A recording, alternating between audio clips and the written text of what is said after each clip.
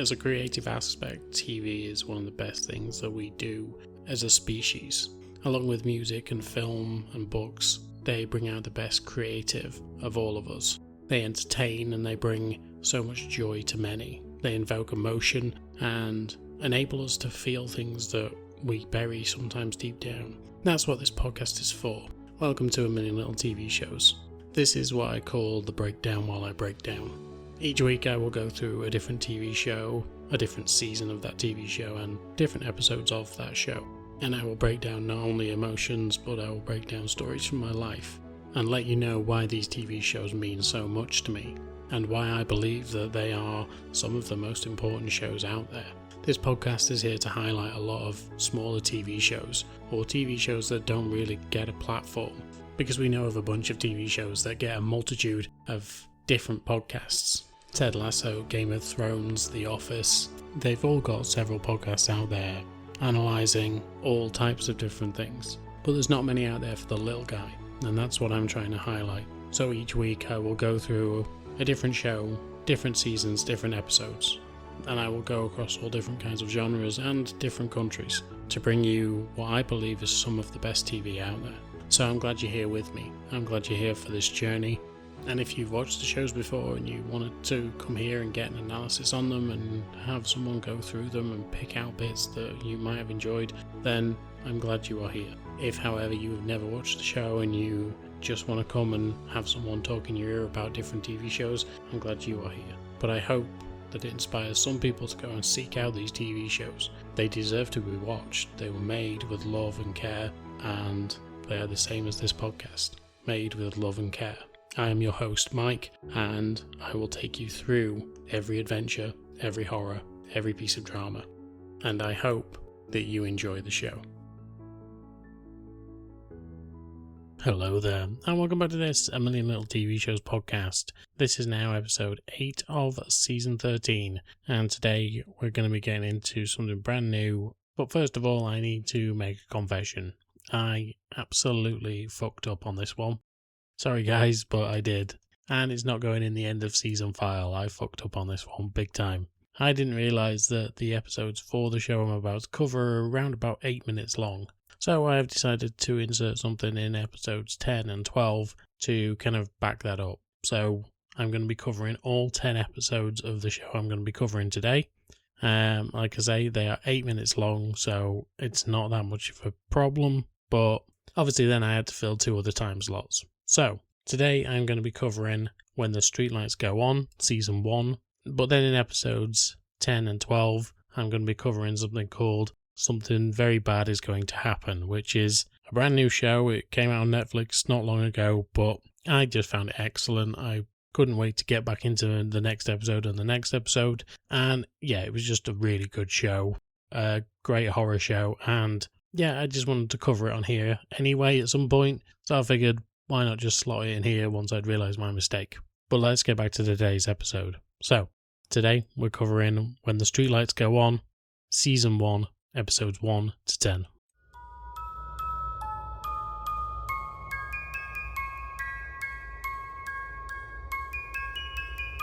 Episode 1, Cicadas. Now, the story opens up in 1995, during the height of the summer, and we meet Chris Chambers. He is a teenager and an aspiring journalist, and he lives next door to the Monroe family. The town is shaken when the popular high school student Chrissy Monroe, his neighbour, secretly meets her English teacher, Steve Carpenter, and we quickly learn that Chrissy and Steve are in a relationship, a very secret relationship for obvious reasons. But as soon as we find this out, the two are taken away from us, because they are hijacked and they are taken into the woods by a masked gunman.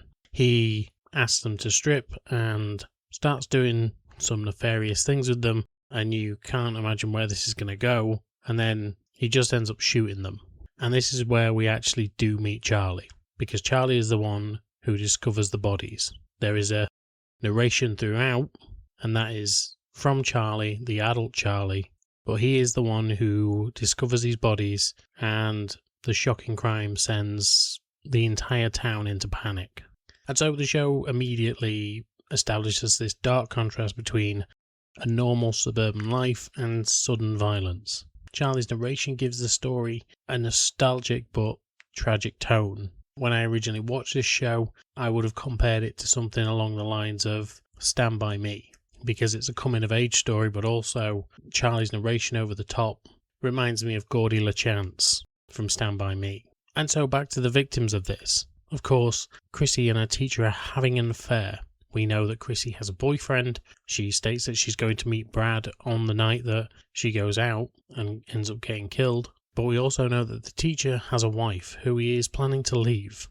So there are two potential killers straight away. And so the murder isn't just about solving a crime, it's about how a community reacts when innocence is shattered. Episode 2, Closed Casket. So the town begins to search for answers. Detective Grasso takes charge of the investigation and starts examining people closest to Chrissy. Suspicion quickly falls on Chrissy's boyfriend Brad, who is devastated and angry after learning more about her and her secret life. And, as I said, investigators begin treating him as if he is a potential suspect. Meanwhile, Charlie becomes increasingly obsessed with understanding what happened and starts using his school paper to investigate the case. Now, he is a journalist, as I've said, and he writes for the newspaper at school. And so this would be a perfect place to show how integral something like journalism is in this particular case. As for Chrissy's younger sister Becky, she is struggling with grief. Even though her and her sister, obviously as they got older, were a little bit catty towards each other, they still loved each other and cared for each other. And while dealing with the sudden attention now focused on her and her family, well, she seems very introverted when we first meet her, and her sister Chrissy was a lot more extroverted. So we can only imagine how Becky is now dealing with this. And what do we gather from this episode? So we see that small towns often want quick answers, and Brad becoming an easy suspect is an obvious one. They usually target the partner, and obviously in this case they're usually going to target the male partner as opposed to the teacher's wife. But we see different sides of grief. We know the several stages of grief, but we see it come to the forefront here.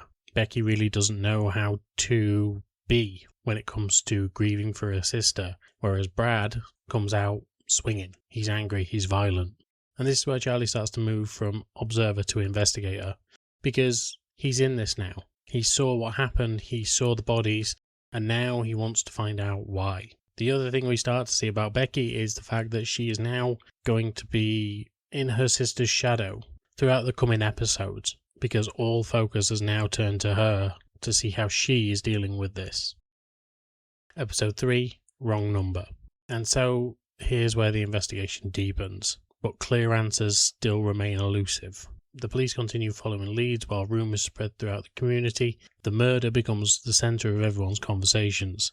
Paranoia begins to take hold, as it would in a small town.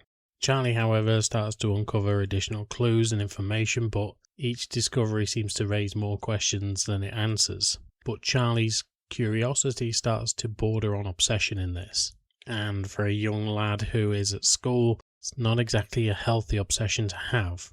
At the same time, however, Becky begins to navigate normal teenage life. Despite the tragedy surrounding her, her relationships begin forming and shifting among the teenagers. And this sets up important storylines that are going to be coming along later in the season. So what we see from people in the town now is how these unsolved crimes create fear and suspicion of pretty much everyone. And the mystery becomes less about just the one event and more about the ripple effects on the entire town. But with this last part with Becky and her trying to navigate her normal life, we see her trying to regain her identity, instead of just being known as the murdered girl's sister.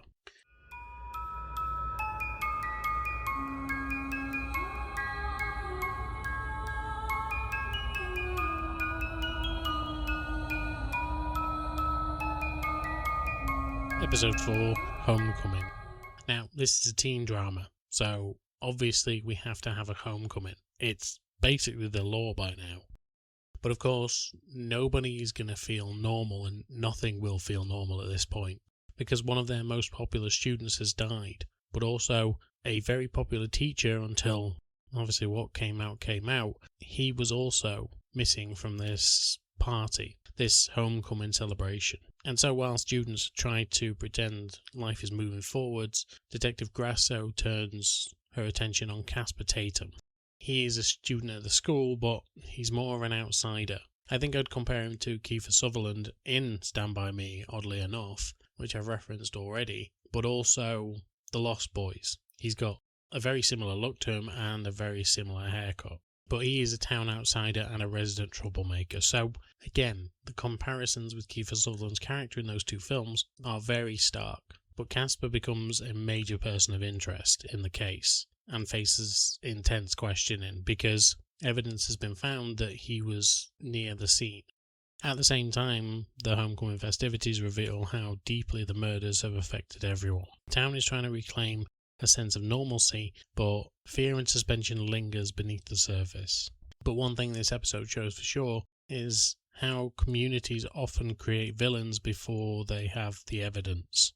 And just because Casper is from a different background, he becomes an easy target because he doesn't fit the normal town image. And that's all the town wants to get back to, this normal life, and that is what Homecoming is meant to symbolise. As for the other characters, Becky continues to feel isolated. As I've said, she is dealing with a lot right now, and her parents kind of seem to be more on the side of her sister than on her side, or at least there seems to be a touch of favouritism there. And so she feels isolated not only because of her sister's death, but from her home in general. And Charlie, while he's investigating, he is starting to watch people all around him begin choosing sides regarding who they think committed these crimes. And this is one thing that Charlie's going to learn, especially in later life, and especially in today's world. He's going to realise the difference between truth and public opinion, because they are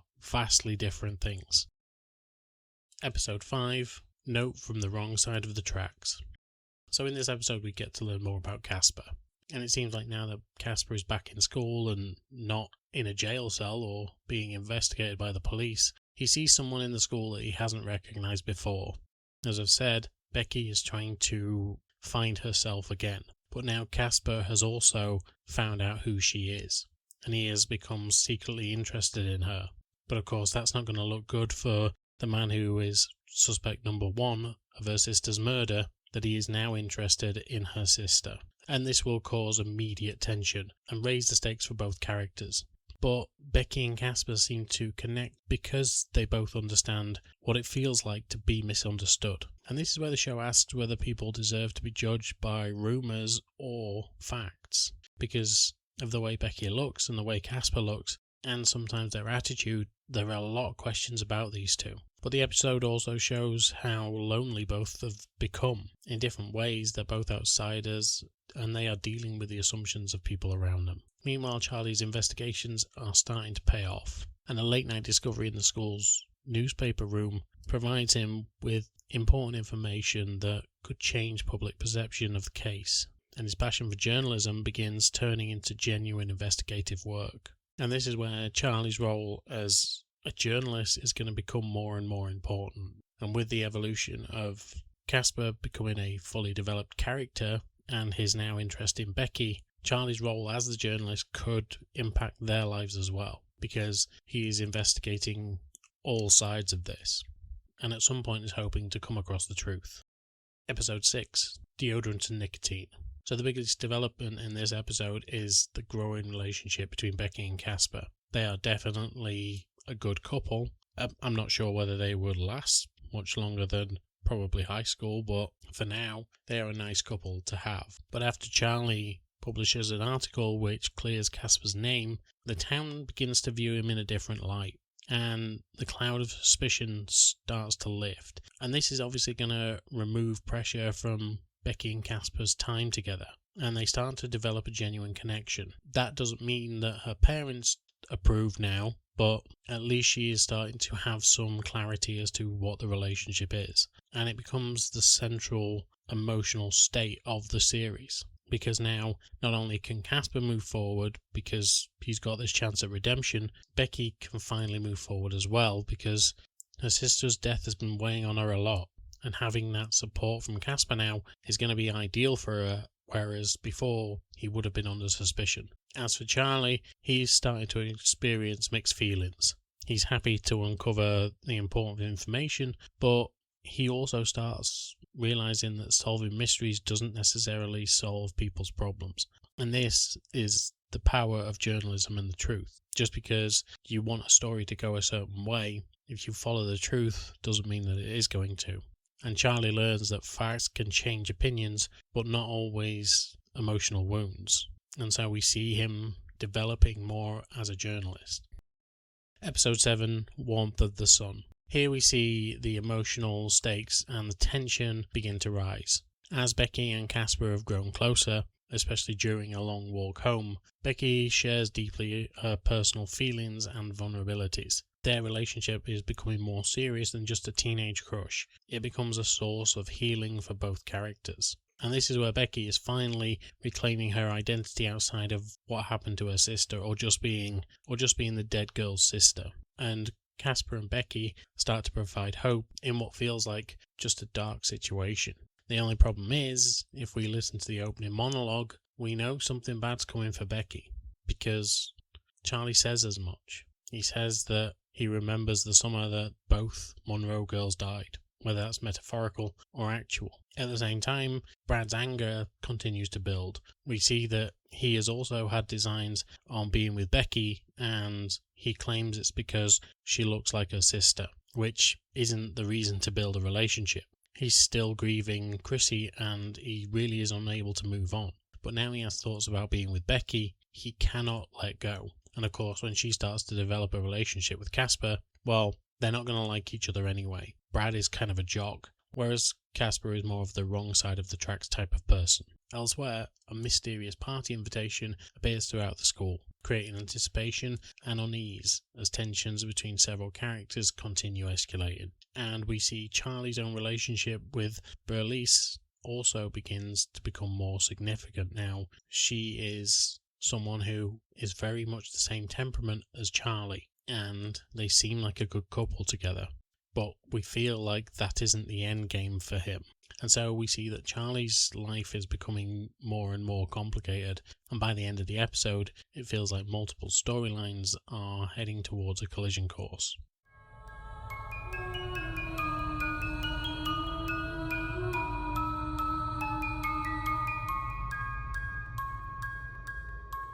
Episode 8, Halloween.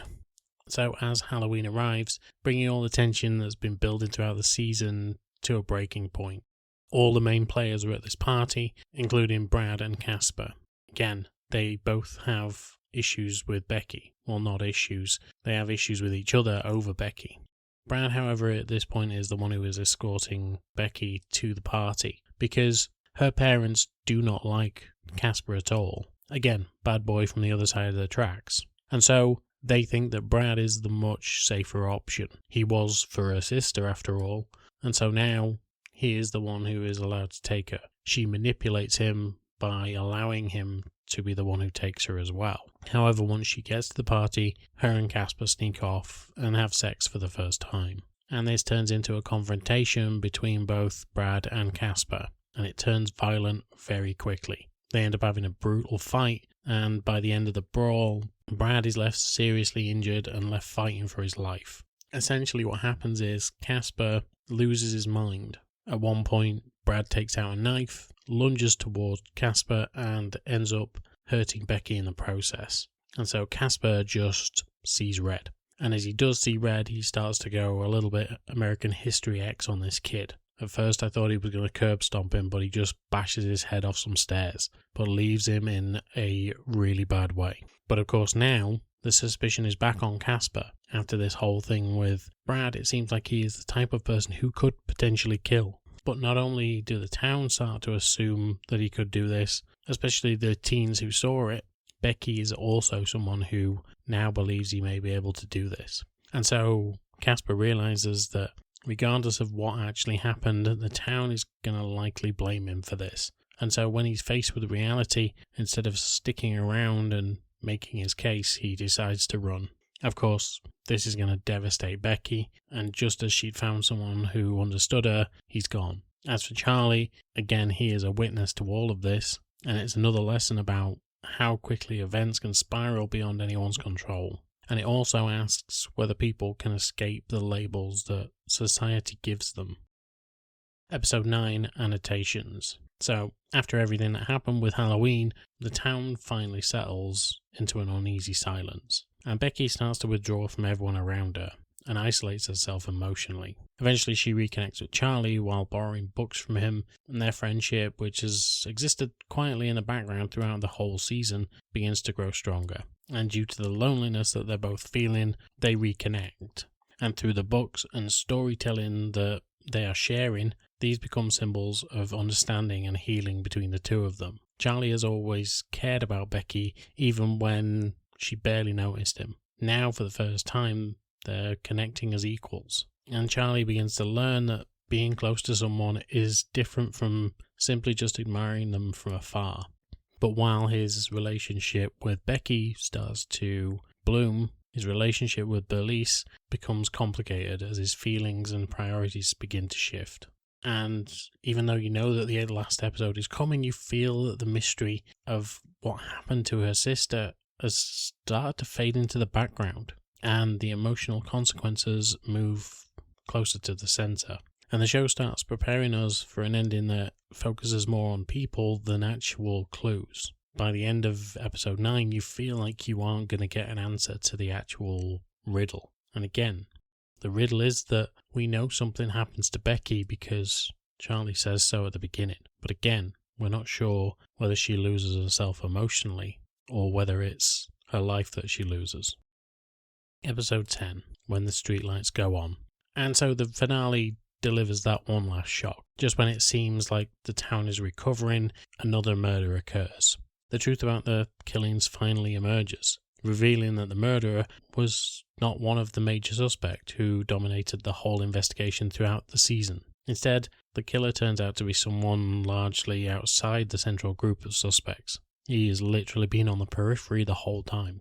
And it's a reminder that evil doesn't always come from the people we expect. For instance, this man is a dentist, a local dentist, and he is the neighbour of both Charlie and the Monroe family. And this revelation happens quickly, and the series makes an interesting choice. It spends less time celebrating the solution of the mystery and more time reflecting on the events that were meant for the people who survived. And so, as I said before, what Charlie said at the beginning is true. Both Monroe girls lost their lives, but the identity of the killer is less important than the actual impact of the crimes that it's had on the neighbourhood. And just because we suspected certain people throughout the show, it proves that life rarely provides neat endings. And Charlie's narration throughout transforms the story into a reflection of a memory. So years later, we see an adult Charlie looking back on the events of 1995. This is during a high school reunion. Through his narration, we understand that the murders became part of the town's history, because the relationships, heartbreaks and memories are what truly stayed with him. And the finale suggests that growing up means accepting unanswered questions. We'll never truly find out what could have happened between both Charlie and Becky. We'll never find out who Chrissy could have been. And even though there is an excuse as to why the dentist did this, it's not really an excuse in the end.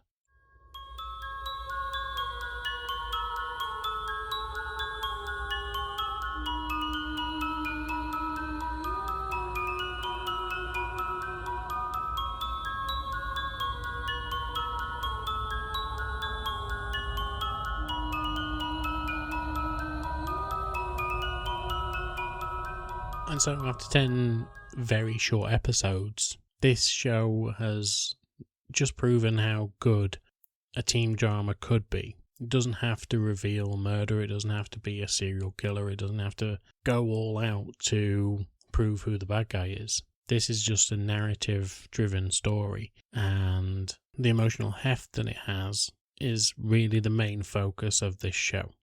And even though there is very few episodes and very little time to have, each episode feels poignant. It doesn't feel like they're throwing stuff in there just to stretch it out to a half-an-hour episode.